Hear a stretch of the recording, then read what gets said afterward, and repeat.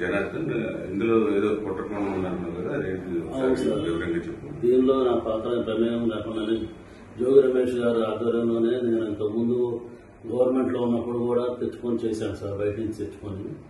అదేవిధంగా గవర్నమెంట్ రాగానే అదంతా ఆగిపోయింది సార్. మళ్ళీ మొన్న టీడీపీ గవర్నమెంట్ రాగానే అవన్నీ ఆగిపోయింది సార్.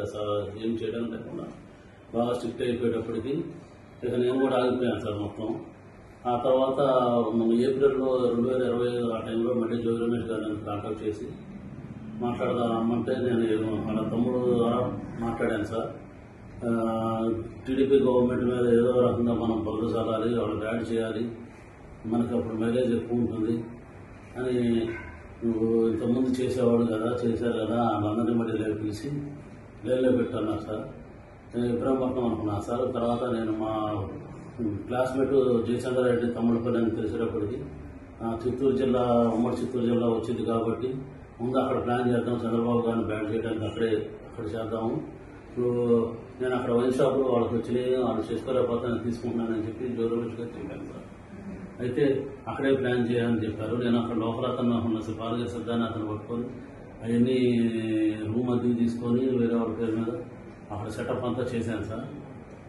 చేసిన తర్వాత ఎవరైతే ఉన్నారో వాళ్ళకి తెప్పించి అన్నీ రెడీ చేయించు, మందు తయారు చేయడానికి కావాల్సిన స్పిరిట్, లేబుల్, క్యాప్లు అన్నీ, దాన్ని కలిపేదానికి కావాల్సిన కెమికల్స్ అన్నీ తెప్పించి బాలాజీ ద్వారా చేశాను సార్.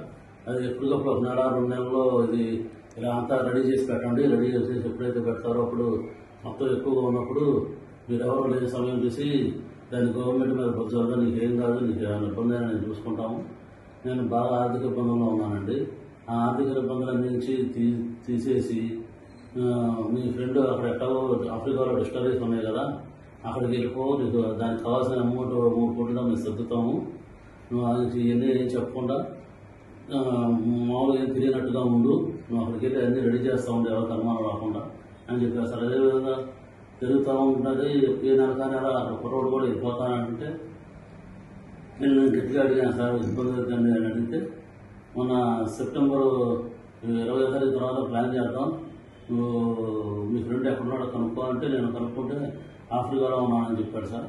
అయితే నువ్వు కూడా ఆఫ్రికా వెళ్ళిపో, అతనితో టచ్లో ఉండు, నేను పెట్టుబడి పెడతానని చెప్పి కమిట్మెంట్ తీసుకో, మీకు ఇబ్బంది లేకుండా ఉంటుంది, మేము ఇక్కడ అడ్జస్ట్మెంట్ చేస్తాం, అమౌంట్ అంతా మీ బ్రదర్కి చేస్తాం, మీకు ఎటువంటి పరిస్థితులు ఏమీ ఇబ్బంది లేకుండా మేము చూసుకుంటాము, నువ్వు ఎట్లాగో ఇబ్బందులు పడ్డావు కదా, మీకు ఎందుకంటే ఇబ్బంది ఏం పడతావు, దాన్ని వెళ్ళిపో, అక్కడైతే నీకు అన్ని రకాలుగా ప్లస్ అయితే నీకు బాగుంటుంది. మాకు కూడా ఇక్కడ గవర్నమెంట్ మీద తప్పుడు ఆరోపణలు చేస్తే మాకు కూడా కలిసి వచ్చింది, మాకు కూడా మా వైసీపీ గవర్నమెంట్ కూడా కలిసి వచ్చింది అని కొన్ని రకాలు భయపెట్టి కొంచెం డబ్బు ఆశ చూపి అన్ని రకాలుగా చేశారు సార్ నన్ను. ఆ తర్వాత లాస్ట్కి ఇంకా 20 నేను టికెట్ బుక్ చేసుకున్నానని చెప్పాను సార్, 24 వెళ్తానికి. అప్పుడు 23 మళ్ళీ ఇంటికి రమ్మన్నాను సార్. ఇంటికి వెళ్ళాను సార్. నేను వాళ్ళ ఇంటికి వెళ్ళినప్పుడు అక్కడ లోకల్ నాయకులు జోగి రమేష్ గారు, జోగి రాము, నాగిరెడ్డి, స్వామి గారు అట్లా ఉన్నారు సార్. ఇంకా పిఏ రాము అందరూ ఉన్నప్పుడు ఒక నిమిషం మామూలుగా మాట్లాడి తర్వాత వాళ్ళందరినీ సెట్ చేసి వాళ్ళు వెళ్ళిపోయారు సార్. వాళ్ళు వెళ్ళిపోయిన తర్వాత ఇవన్నీ డిపార్ట్మెంట్ ద్వారా మన సురేష్ ద్వారా ఏలూరు జిల్లా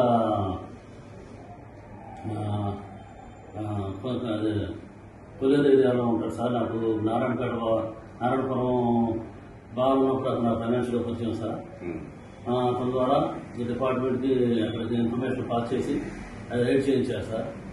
ముల్కన్ జిల్లాలో రైడ్ చేయించి అది సరికంతా పట్టించి గవర్నమెంట్ మీద వ్యవస్థగా మాట్లాడి గవర్నమెంట్ ఏదో తప్పులు చేస్తుంది అని చెప్పి బాగా చేసి యాంటీ చేసుకొద్దాం ట్రై చేశారు. కానీ చంద్రబాబు గారు పార్టీ నాయకులను సస్పెండ్ చేసేటప్పటికి అంత ఎక్కువ హైలైట్ అవ్వలేదు జనార్దన్ అని చెప్పి మళ్ళీ నాకు కాల్ చేసి మీ దాని మీద కూడా చూపించేద్దాం, నువ్వు అక్కడ బార్గెన్ పెట్టే సరుకులు ఇక్కడ తెచ్చిపెట్టేసి గొడవలో పెట్టు, అది మీ తమ్ముడు ద్వారా డిపార్ట్మెంట్ వాళ్ళకి తెలిసి నేను సురేష్ మా ద్వారా సాక్షి టీవీను అందరినీ తీసుకొని వస్తాను, నాయకులందరినీ తీసుకొని వస్తానని చెప్పి అలర్ట్ చేసి నాకు అక్కడ ముందు రోజే అన్ని అక్కడ తెప్పించి పెట్టించారు సార్. వాళ్ళ మనుషుల ద్వారా ఆడ తెప్పించి పెట్టించారు సార్. అదేవిధంగా ఇన్ఫర్మేషన్ లీక్ చేయించి తమ్ముడు ద్వారాను మీడియా సాక్షి మీడియా ద్వారా వాళ్ళ మనుషులు సురేష్ ఏలూరు ఆయన ద్వారా ఇట్లా డిపార్ట్మెంట్ అన్నిటికీ చేసి అది పెట్టించారు సార్. మా గోడంలో పెట్టిన లెక్కలు పెట్టించారు సార్. పక్కన గోడంలో బాగా ఎదురుగా ఉన్న గోడంలో. అంతతో అది పోకుండా మళ్ళీ అక్కడ ముందు రోజే అక్కడ ఎన్ని బాగా చేస్తున్నట్టుగా ఖాళీ క్యాన్లు కూడా తెప్పించి పెట్టించారు సార్.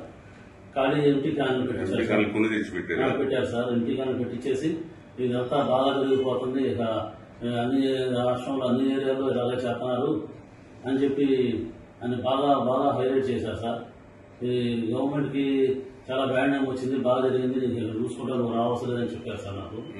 ఆ చెప్పిన రోజు నుంచి నాకు ఈ రోజు వరకు కూడా నాకు యాంటిసిపేట్ వేరే అర్థాలు సంపం కూడా అక్కడ తీసుకోలేదు సార్. దీంతో పాటు మా తమ్ముడిని కూడా అరెస్ట్ చేసి మా తమ్ముడికి చేస్తానంటూ కూడా ఇన్ఫర్మేషన్ ఏం లేదు సార్, కలుస్తారని కూడా. ఆ లాయర్ గారి ద్వారా కూడా నాకు ఏం జరిగిందని నాకు నమ్మకం లేదు సార్. నాకు ఇవన్నీ అవ్వదని చెప్పేసి నేనే వచ్చి డిపార్ట్మెంట్ సహకరించి గవర్నమెంట్ మీద నా మీద జరిగింది, నేను వల్ల ఇబ్బంది పడింది అన్ని చెప్పేసి ఇక డిపార్ట్మెంట్ గారు సహకరిద్దామని చెప్పి నేను వచ్చేసాను సార్. ఇదంతా మేము నమ్మదగ్గగా మేమెందుకు నమ్మాలి? ఇది మీరు ముందు మీ ఫ్రెండ్నే కదా మీ ఆయన జయచంద్రారెడ్డి, ఆయన అసలు ఆయన ఎందుకు ఇరికించారు? మరి ఈ విషయంలో ఇరికించలేదు సార్. ఆయన ఏం చేశాడంటే పెద్దిరెడ్డి గారు రామచంద్రరెడ్డి గారు పక్క కాన్స్టిట్యున్సీ, ద్వారకా రెడ్డి ఆ కాన్స్టిట్యున్సీ, మిగిలిరెడ్డి ఆయనే చూసుకుంటాడు మొత్తం. మీ ఫ్రెండ్కి మళ్ళీ గెలవడం, మీ ఫ్రెండ్కి రాదు సీటు, మొత్తం మా ఆంధ్రలోనే ఉంటుంది, మీ ఫ్రెండ్కి ఏం కాదు, పోయినా ఎట్లాగో ఓడిపోయినట్టే కదా, ఇక మళ్ళీ సీటు రాదు, గెలవడం మీ ఫ్రెండ్ ఎట్లాగో ఆఫ్రికాలో వ్యాపారాలు చూసుకుంటాడు, మీరు కూడా అక్కడికి వెళ్ళిపోయి చూసుకొని మీరు ఇట్లా వచ్చానని చెప్పకుండా మీ ముందే మాట్లాడుకుంటున్నారు కాబట్టి మీకు ఇబ్బంది ఏమి ఉండదు అలా చెప్పి నమ్మించి చెప్పారు సార్. నాకు ఇక డబ్బులు ఎప్పుడైతే నాకు బాగా ఇబ్బందులు, ఆర్థిక ఇబ్బందులు ఉండడం వల్ల బాగా పబ్లిక్ ప్రెజర్ చేయడం, రిలయన్స్ వాళ్ళు, శ్రీరామ్ వాళ్ళు బాగా ప్రెజర్ చేయడం వల్ల నేను ఉండే అన్ని ఆప్షన్కి వచ్చేసింది సార్. నేను ఉండే ఇల్లు కానీ ఉండే బార్ ప్రిమిసెస్ కానీ ఆప్షన్కి వచ్చేసింది సార్. ఇక నాకు తట్టుకోలేక ఆయన చెప్పింది వినేసి ఆయన ఆస్తి చూపించిన 3 కోట్లు నాకు ఇస్తారనుకున్నాను, ఎప్పుడైనా తీరుతారనుకోని నేను ఓకే అన్నా సార్, చేసేదానికి ఓకే అన్నా సార్. మరి ఈయన ఎన్నాళ్ళుగా పరిచయం మీకు? ఈయన నాకు చిన్నప్పటి నుంచి పరిచయం సార్, జోగి రమేష్ గారు. నాకు నేను చిన్నప్పటి నుంచి నాకు జయచంద్రారెడ్డి చదువుకున్నప్పుడు సార్ మాకు ఆ తర్వాత ఇంజనీరింగ్ విద్యానగర్ ఎంబీకేఎస్ గూడూరు దగ్గర దానిలో ఎంబీకేఎస్ చదువుకున్నప్పుడు పరిచయం సార్. మళ్ళీ ఎలక్షన్ టైంలోనే మేము వెళ్ళాం సార్ ఆయన దగ్గరికి. ఆ టైంలో మా క్లాస్మేట్స్ అందరం వెళ్ళి కలిసి అక్కడ క్యాంపెయిన్ దగ్గర వెళ్ళి పార్టిసిపేట్ చేసాం సార్. ఆ తర్వాత ఇక మళ్ళీ ఎప్పుడైతే ఇట్లా వైన్ షాప్ వచ్చి ప్లాన్ చేశారో ఇక రమేష్ గారు ఈ విధంగా చేద్దాం, నువ్వు వెళ్ళు వైన్ షాప్ తీసుకుంటాను మాట్లాడు, ఇది చేద్దాము, నీకు ఉపయోగపడుద్ది, నీ ఫ్రెండ్ వల్ల నీకు ఉపయోగం లేదు కదా, నా వల్ల ఉపయోగం ఉంటుంది, అతనికి ఏం లేదు, అతనికి ఏం పోదు, ఆయన ఆల్రెడీ ఇలా ఓడిపోయాడు కాబట్టి ఇబ్బంది ఏం లేదు. ఇక ఇలా చెప్పేటప్పటికి అతనికి ఏం కాదు కదా, నాకు కూడా ఏ కేసు లేకుండా చూసుకుంటున్నారు కదా అని నేను ఒప్పుకున్నాను సార్ ఇది చేయడానికి. ఎప్పుడైతే ఈ లెక్క చేశారో ఇక నేను ఎవరిని నమ్మదలుచుకోలేదు సార్. ఇక ఎవరు ఇస్తానా లేదు, నేను ఎట్లాగో ఇబ్బంది పడిపోయాను, ఇంకా మళ్ళీ ఇక ఇబ్బంది పడకూడదని చెప్పేసి వచ్చి ఇక సరెండర్ అయితే ఇక గవర్నమెంట్ ఏ శిక్ష శిక్షణ దానికి రెడీ వచ్చేసాను సార్ నేను. సరే.